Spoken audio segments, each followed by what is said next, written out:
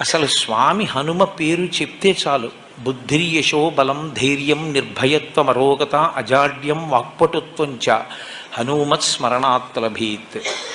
హనుమని స్మరించినంత మాత్రం చేత, హనుమకి నమస్కరించి హనుమని సేవించినంత మాత్రం చేత హనుమ యొక్క గొప్పతనం ఎక్కడుందంటే అజాడ్యం. ఆయనని సేవించినటువంటి వారికి జాడ్యము పోతుంది. జాడ్యము అంటే జడత్వము.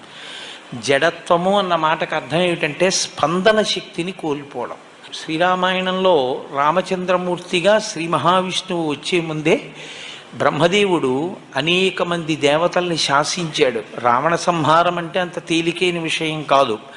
నరవానరముల చేత సంహరింపబడడు కనుక, ఆయన నరవానరముల చేత సంహరింపబడనని వరం అడగలేదు కనుక మీ అందరూ కూడా వానరాంశలలో వెళ్ళండి అన్నాడు. దేవతలందరూ వానరుల యొక్క అంశలలో వచ్చారు.